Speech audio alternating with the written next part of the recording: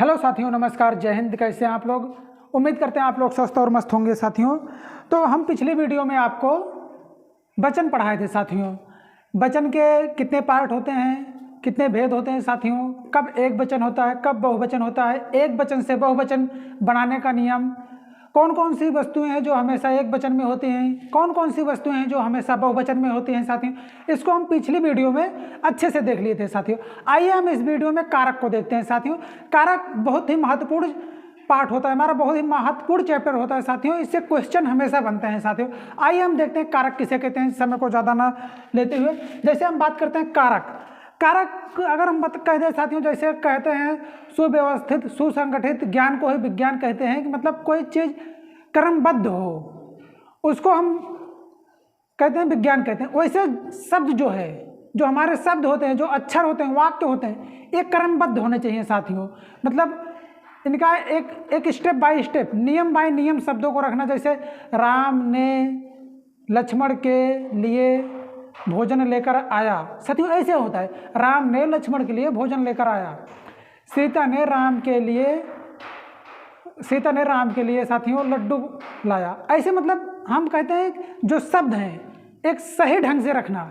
जैसे अब सीता ने लड्डू लाया राम के लिए, साथियों थोड़ा सा अव्यवस्थित हो जाता है। जैसे मतलब इधर का उधर जब हो जाता है साथियों, वही होता है असुविधा, कि मतलब कोई कहते हैं कि मतलब मेल नहीं बैठा। साथियों, शब्दों का सार्थक बैठाना। साथियों, जैसे हम लिखा भी है कारक, जिस माध्यम से संबंध का पता चले। साथियों, संबंध का पता चलने का मतलब है साथियों, जैसे कुछ दिया गया, जैसे राम ने सीता के लिए लड्डू लाया, तो साथियों राम ने सीता के लिए लड्डू लाया, राम ने, तो जो ने है वो राम का और सीता का साथियों क्या बता रहा है, संबंध बता रहा है। जैसे कहीं लिखा गया है मोहन ने सोहन के लिए बुक लेकर आई, तो जो मोहन ने सोहन के लिए, जहाँ पर ने लगा साथियों, तो जो ने है वही एक दूसरे का संबंध जोड़ने का कार्य करता है। साथियों, इसका हम शाब्दिक अर्थ कह सकते हैं, जिस माध्यम से संबंध का पता चलता है साथियों, उसे हम कारक कहते हैं। साथियों, इसकी परिभाषा क्या होती है साथियों, इसकी हम परिभाषा को देख लेते हैं। संज्ञा सर्वनाम के जिस रूप से उसका संबंध वाक्य के दूसरे शब्दों के साथ, संज्ञा सर्वनाम के जिस रूप से उसका संबंध वाक्य के किसी दूसरे शब्द के साथ, विशेषता क्रिया के साथ ज्ञात होता है। क्रिया के साथ, संज्ञा के साथ, सर्वनाम के साथ साथियों, लेकिन विशेषता क्रिया के साथ ज्ञात होता है, उसे कारक कहते हैं। जैसे साथियों लिखा जाए, राम ने सीता के लिए पत्र भेजा। साथियों, यहां पर लिखा गया राम ने सीता के लिए पत्र भेजा। अब यहां परिभाषा क्या लिखी गई है साथियों, संज्ञा सर्वनाम के जिस रूप से उसका संबंध वाक्य के किसी दूसरे शब्द के साथ, ये पहला वाक्य हो गया साथियों, ये दूसरा वाक्य हो गया। वाक्य के किसी दूसरे साथ विशेषता क्रिया के साथ ज्ञात होता है साथियों।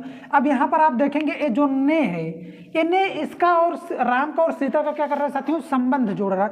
तो वही इस परिभाषा में दिया गया है कि वाक्य के किसी दूसरे शब्द का साथ विशेषता क्रिया के साथ साथियों, एक वाक्य का किसी दूसरे वाक्य के साथ साथियों क्रिया के साथ ज्ञात होता है, उसे हम कारक कहते हैं। साथियों, अब ने जो है इसको क्या कहेंगे साथियों, कारक तो मान लो इसमें राम हो जाएगा। जैसे हम पत्र कौन भेजा साथियों, राम भेजा, तो इसमें कारक जो हो जाएगा राम हो जाएगा।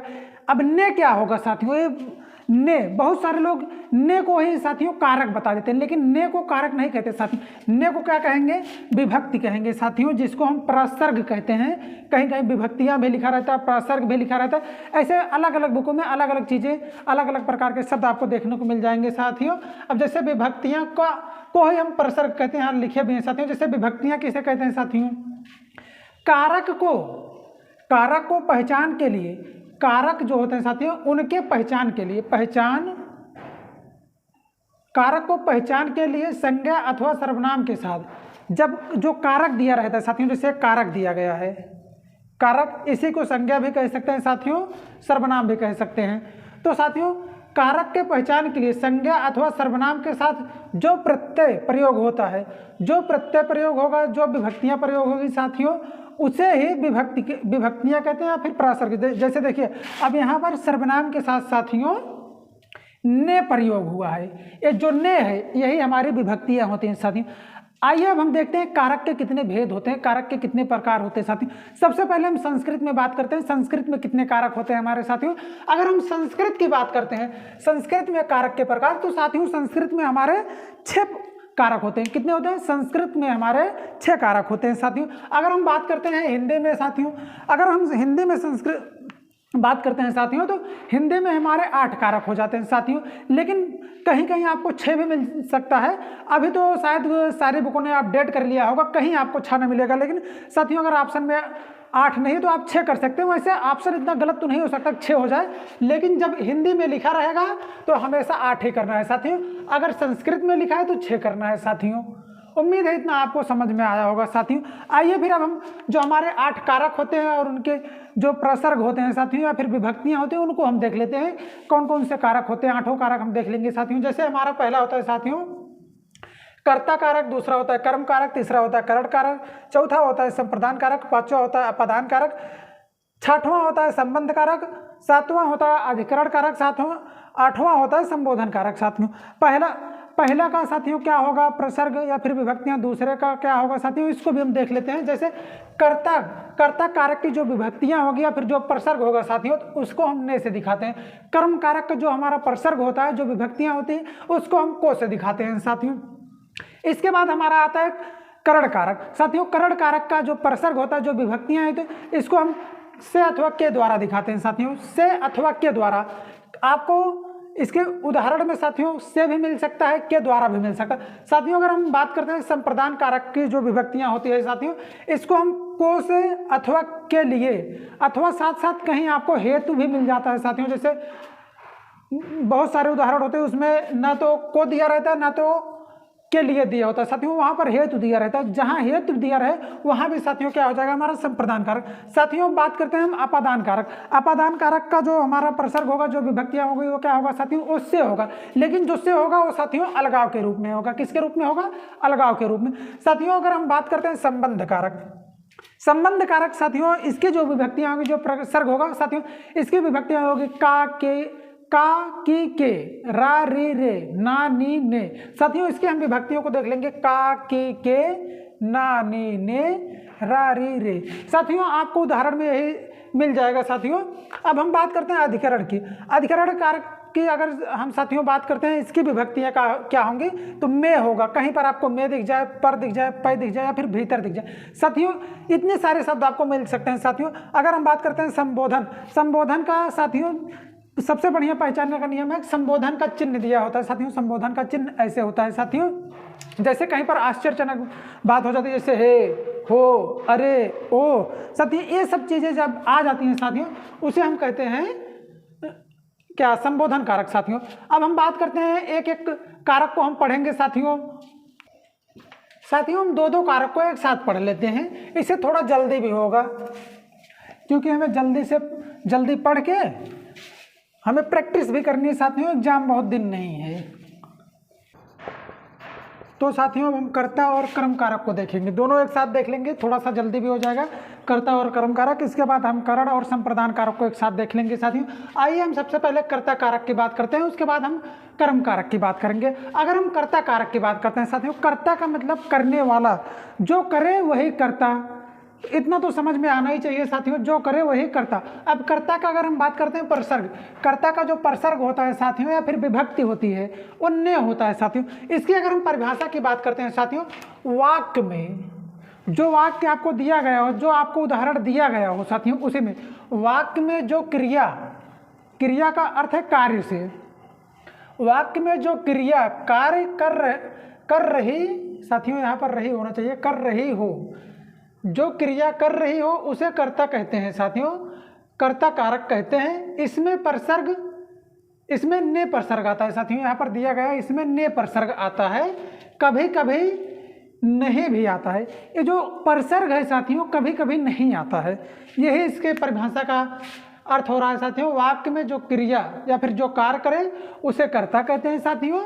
इसमें जो प्रसर्ग है हमारा ने आता है, और जो प्रसर्ग है ने कभी कभी नहीं आता है साथियों। इसके उदाहरण को हम देख लेते हैं साथियों। जैसे इसका उदाहरण हो जाएगा हमारा, अमन ने भोजन किया।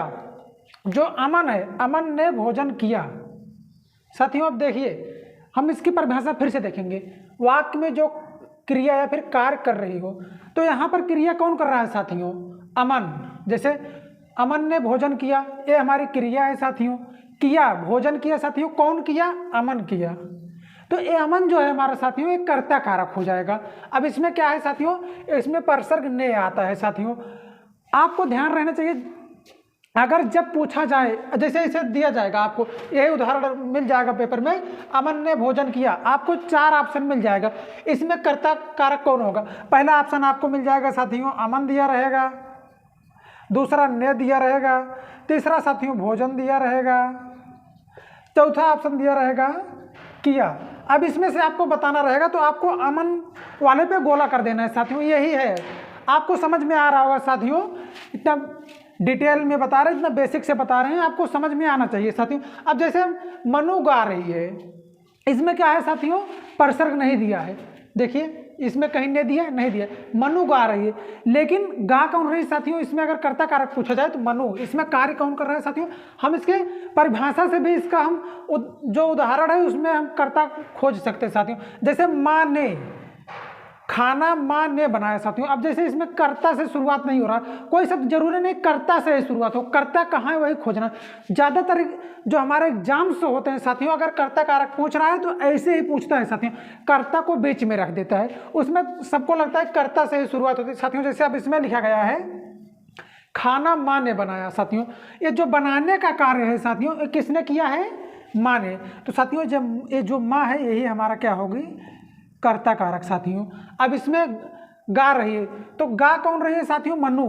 तो जो कार्य कर रहा हो साथियों उसे हम कर्ता कारक कहते हैं। अब आइए हम कर्म कारक की बात करते हैं साथियों। उम्मीद करते हैं कि आपको कर्ता कारक समझ में आ गया होगा। कोई भी क्वेश्चन आएगा आपसे हो जाएगा साथियों, आपसे बाहर नहीं जाएगा, आपके एग्जाम में क्वेश्चन हो जाए, यही मेरे लिए सही होगा साथियों। अब जैसे हम बात करते हैं कर्ता कारक, कर्ता हो गया साथियों, हम कर्म कारक की बात करते हैं। कर्म कारक का जो हमारा परसर्ग होता है साथियों को होता है। क्या होता है? को। कर्म को साथियों। अब इसके हम उदाहरण की या फिर पहले परिभाषा देख लेते हैं। कर्ता के द्वारा जो कार्य किया जाता है उसे ही कर्म कहते हैं साथियों, उसे ही कर्म कारक कहते हैं, उसे हम कर्म कारक कहते हैं साथियों। इसमें को परसर्ग आता है साथियों। क्या होता है? इसमें को परसर्ग आता है। इसमें क्या आएगा साथियों? को परसर्ग आएगा। कर्ता के द्वारा जो कार्य किया जाता है उसे साथियों कर्म कारक कहते हैं। कर्म का मतलब होता है कार्य करना साथियों, जो कार्य किया जा रहा हो वही कर्म कारक होगा। जैसे हम इसके उदाहरण की बात कर लेते हैं। सीमा ने गीता को बुलाया, सीमा ने गीता को बुलाया साथियों। अब बात करते हैं इसमें सीमा ने कौन सा कार्य किया साथियों? अब देखिए इसमें को आया है, कभी कभी परसर्ग जो है नहीं आता। जैसे सीमा ने गीता को बुलाया साथियों, किसको बुलाया? गीता को। तो इसमें जो हमारा कर्म कारक है साथियों ये गीता हो जाएगा, ये हमारा कर्म कारक हो जाएगा साथियों। अब दूसरा हमारा उदाहरण है, विनय पुस्तक पढ़ रहा है। तो पढ़ रहा है साथियों, कौन क्या पढ़ रहा है? पुस्तक पढ़ रहा है साथियों। कर्ता कौन है इसमें? विनय है। विनय क्या कर रहा है साथियों? पुस्तक पढ़ रहा है। तो जो पुस्तक है यही हमारा साथियों कर्म कारक होगा।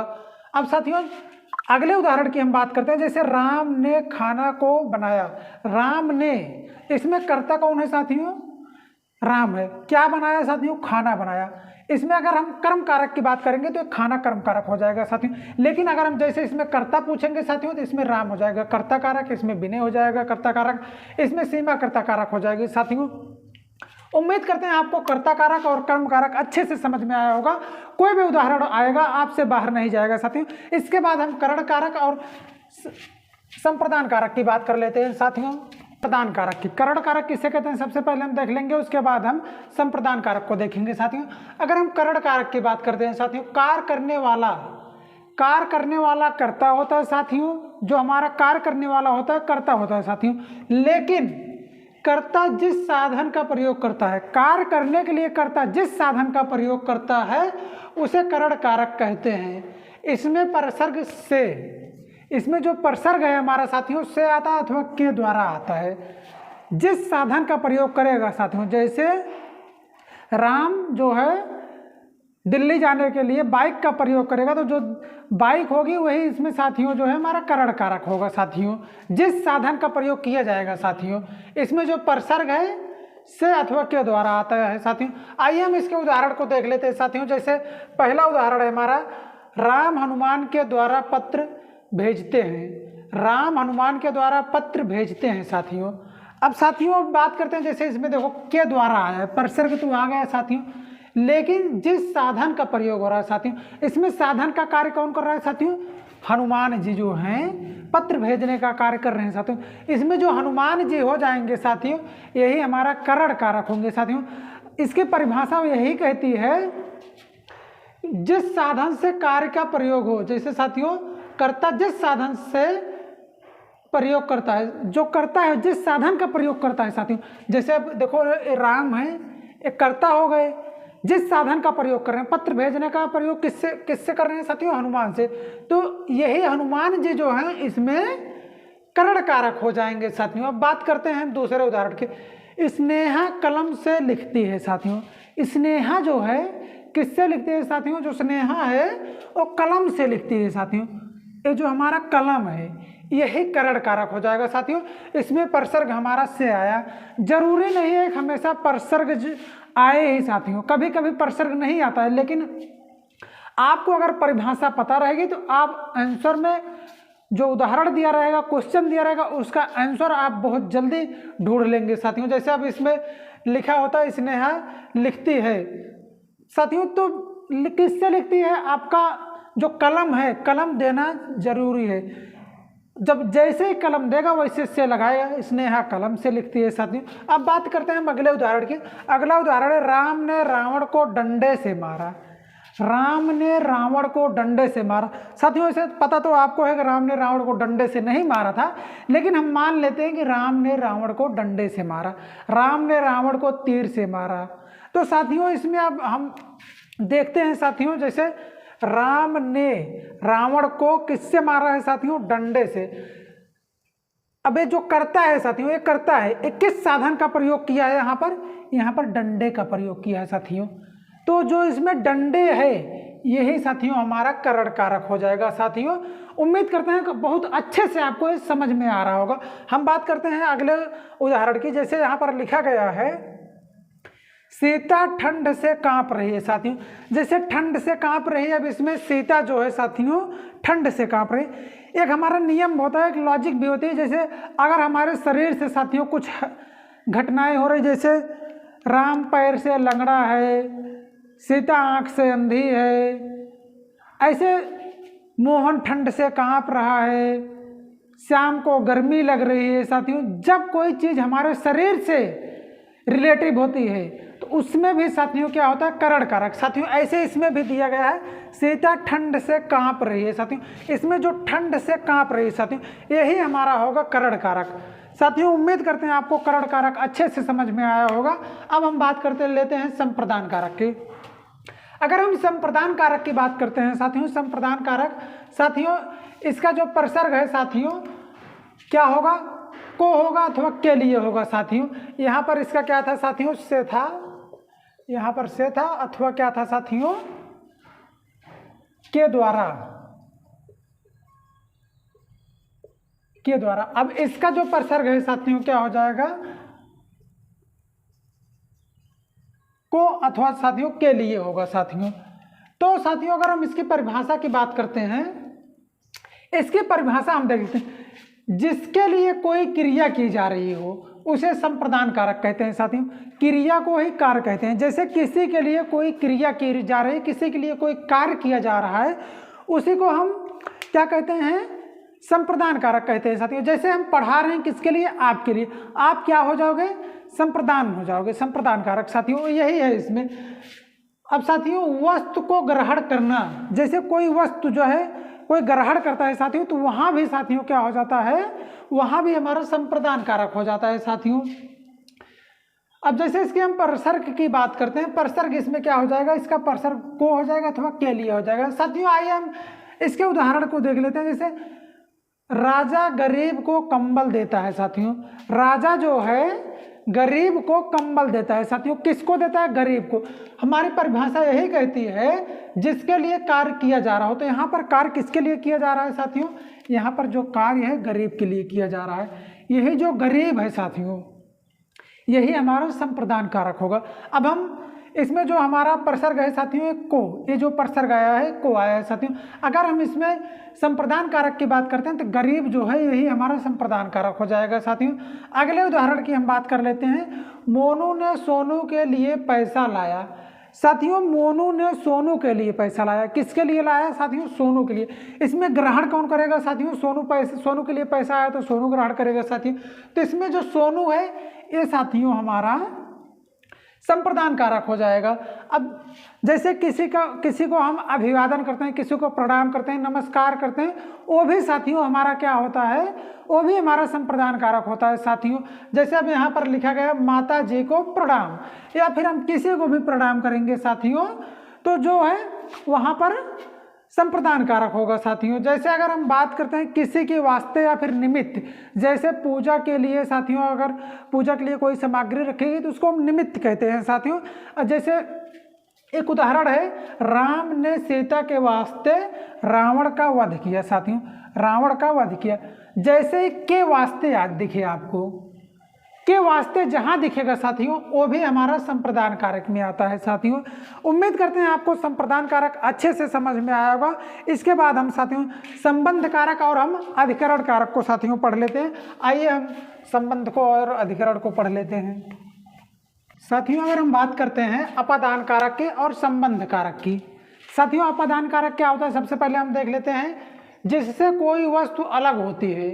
अपादान साथियों इसका जो प्रसर्ग है साथियों से होता है, लेकिन अलगाव के रूप में साथियों। जिससे कोई वस्तु अलग होती है उसे अपादान कारक कहते हैं। इसके साथ साथ इसमें और क्या होता है साथियों? जैसे कोई डर रहा है, भयभीत हो रहा है, किसी की किसी से तुलना की जा रही है, तुलना करना भी साथियों अपादान कारक होता है। जैसे डरना, भयभीत करना, तुलना करना भी साथियों अपादान कारक के अंतर्गत आता है साथियों। जैसे इसके हम उदाहरण को देख लेते हैं। इसका उदाहरण, जब तक हम उदाहरण नहीं देखते हैं तब तक समझ में थोड़ा सा कम आता है साथियों। जैसे दिया गया है गंगा हिमालय से निकलती है। साथियों क्या है? गंगा हिमालय से निकलती है साथियों। जब गंगा हिमालय से निकलती है साथियों तो आप यहाँ देख रहे हैं से है, ये जो से है निकलने का मतलब दोनों का अलगाव हो रहा है। ये जो से है अलगाव के रूप में साथियों। इसके परिभाषा में कोई वस्तु अलग होती है साथियों, तो कहाँ से निकलती है गंगा? हिमालय से साथियों। पेड़ से पत्ता गिरता है साथियों, आप यहाँ देखेंगे से आ रहा है साथियों। पेड़ से जब पत्ता गिरता है तो यहाँ पर भी साथियों हमारा अपादान कारक हो जाएगा। राधा कंस से डरती है साथियों। जो राधा है किससे डरती है साथियों? कंस से डरती है साथियों। एक यहाँ पर आप देख लिए, यहाँ पर लिखा गया है डरना। सीता राधा से सुंदर है साथियों। ये जो सुंदर है यहाँ पर देखो तुलना करना लिखा है। जहाँ पर तुलना करना आ जाए साथियों, डरना आ जाए, भयभीत होना आ जाए, वहाँ भी साथियों अपादान कारक होता है। बाकी आपको तो पता ही है, जब किसी का किसी चीज़ से अलगाव होता है तो वहाँ पर अपादान कारक होता है साथियों। अब हम बात करते हैं संबंध कारक। संबंध कारक क्या किसे कहते हैं साथियों? एक दूसरे को जोड़ना साथियों। जैसे क्रिया नहीं जुड़ती, इसमें जो संज्ञा है सर्वनाम है वही आपस में जुड़ते हैं साथियों। जैसे अब वाक्य में संज्ञा अथवा सर्वनाम से वाक्य में संज्ञा अथवा सर्वनाम से साथ संबंध करना, सर्वनाम के साथ साथियों, यहाँ सर्वनाम के साथ होना चाहिए साथियों। सर्वनाम के साथ संबंध बनाना, संबंध बनाना वही होता है साथियों संबंध कारक। वाक्य में संज्ञा अथवा सर्वनाम के साथ संबंध बनाना साथियों संबंध कारक होता है। इसमें जो प्रसर्ग है हमारा साथियों, जो प्रसर्ग है, जैसे संबंध किसके माध्यम से बनेगा? या तो का के की होगा, या तो ना ने नी होगा, या तो रा रे री होगा साथियों। इसके अलावा भी साथियों जैसे जहाँ पर रुपये पैसे से बात की जाती है वहाँ पर भी साथियों जब रुपये पैसे का लेन देन होता है तो साथियों संबंध होता ही है, तो उसे भी साथियों हम संबंध कारक के अंतर्गत रखते हैं। जैसे हम इसके उदाहरण को देख लेते हैं साथियों। पहला उदाहरण हमारा हो जाएगा वह मोनू का कुत्ता है साथियों। जो कुत्ता है किसका है साथियों? मोनू का। तो इसमें देखिए साथियों यहाँ पर का आ रहा है, तो जो प्रसर्ग है साथियों वो हमारा क्या है साथियों? का है। तो लेकिन इसमें अगर हम बात करते हैं साथियों संबंध, तो संबंध क्या हो जाएगा? मोनू का साथियों। इससे हमारा संबंध, इसमें मोनो हो जाएगा साथियों, संबंध मोनो का।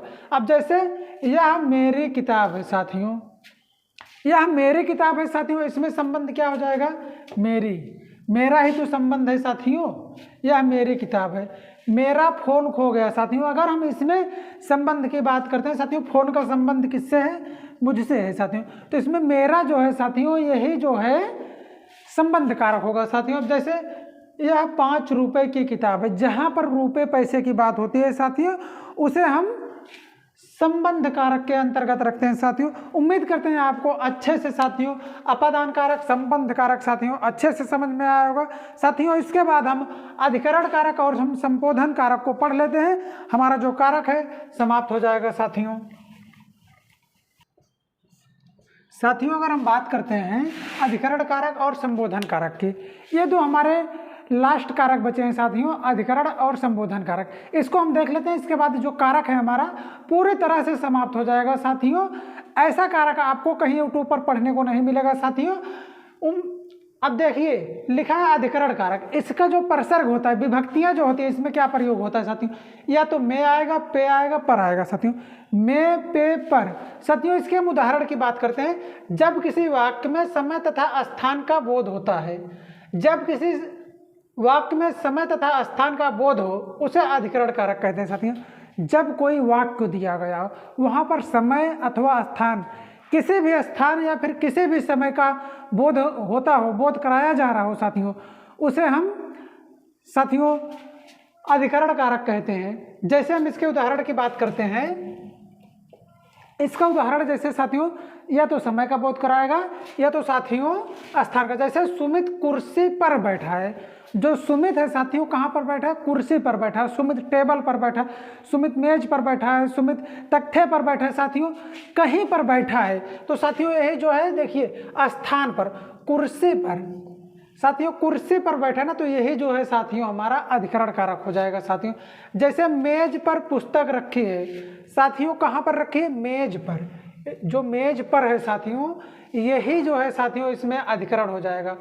मैं 3 मिनट में आ रहा हूँ साथियों, जो मैं बोल रहा हूँ किसी से मैं 3 मिनट में आ रहा हूँ, तो जो साथियों 3 मिनट में आ रहा हूँ, इसमें यही हमारा साथियों क्या होगा, अधिकरण कारक होगा।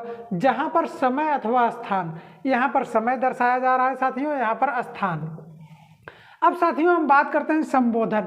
संबोधन का मतलब है साथियों किसी को बुलाना या फिर किसी को इशारा करना, आश्चर्यचकित हो जाना साथियों, उसे हम संबोधन कहते हैं साथियों। जैसे इसकी परिभाषा क्या हो जाएगी, जिस शब्द में पुकारने ब्रैकेट में बुलाने का बोध हो, किसी को पुकारने, जैसे किसी को बुलाया जा रहा हो या फिर पुकारा जा रहा हो, उसका बोध होता है साथियों।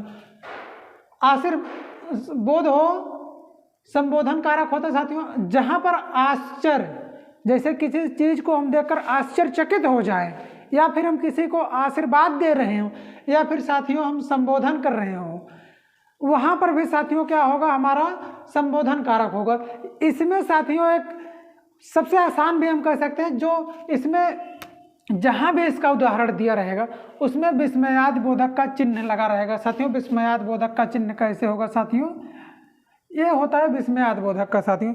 जैसे हम इसके उदाहरण की बात करते हैं, अरे राम, कहते हैं अरे राम क्या हुआ, कहते नहीं अरे राम क्या हुआ। तो साथियों जैसे अरे, जैसे आश्चर्य हुआ, वहाँ पर क्या होगा, यहाँ पर साथियों हमारा हो जाएगा संबोधन। देखिए यहाँ पर संबोधन का जो चिन्ह है वो लगा है साथियों।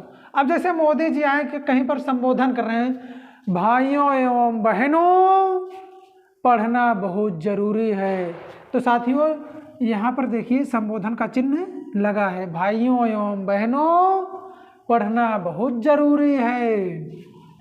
साथियों अगला उदाहरण हम देख लेते हैं। जैसे लिखा है, हे ईश्वर, जैसे हम कहते नहीं हे ईश्वर सबका भला करना, हे ईश्वर संसार का भला करना, सबका उद्धार करना साथियों।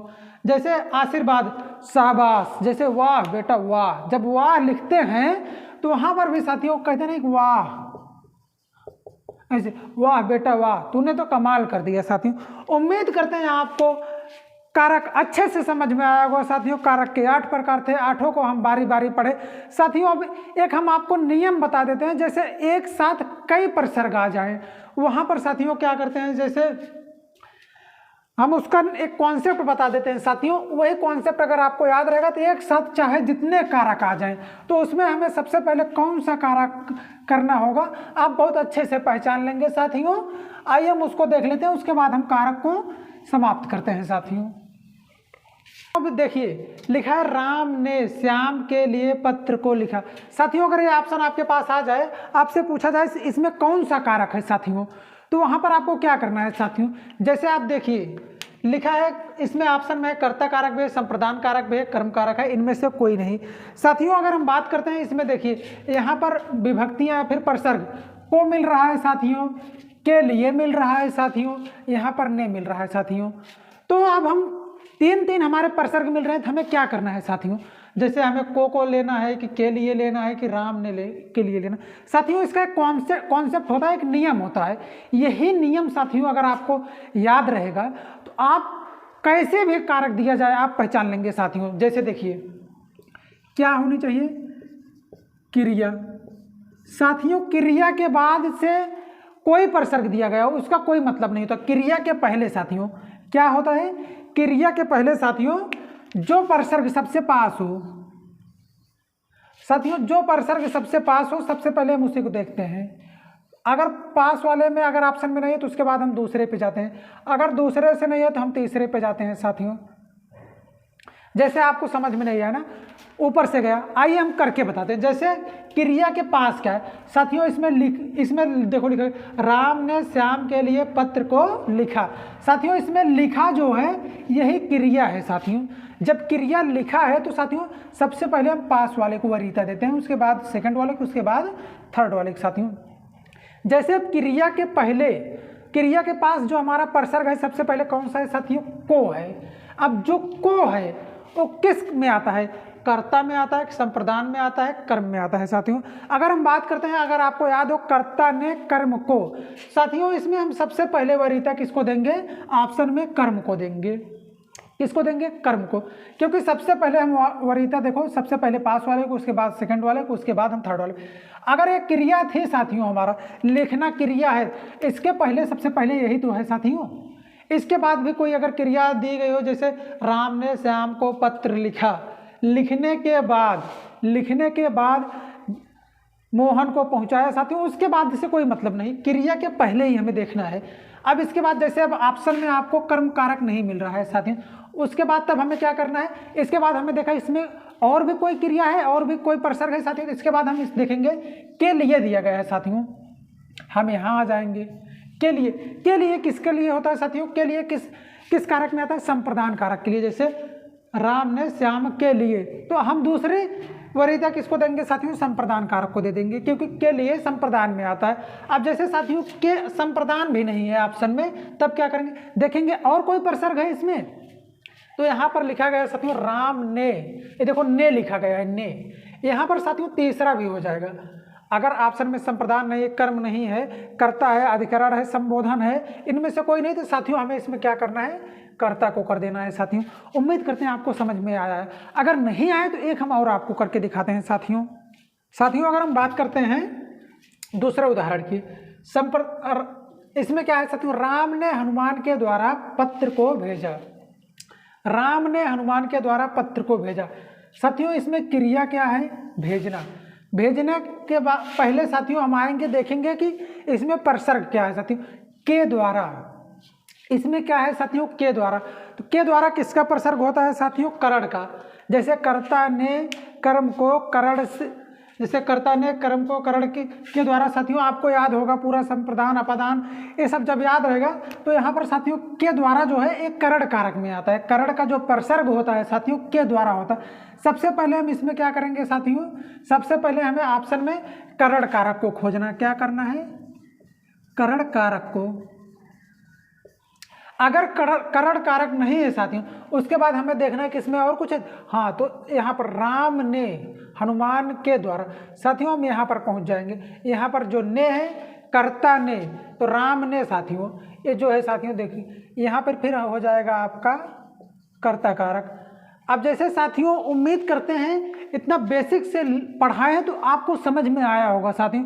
अगर समझ में आया होगा तो आप साथियों कमेंट बॉक्स में बताइएगा जरूर, और चैनल को लाइक सब्सक्राइब शेयर करना ना भूलिएगा साथियों। जय हिंद, जय हिंदी।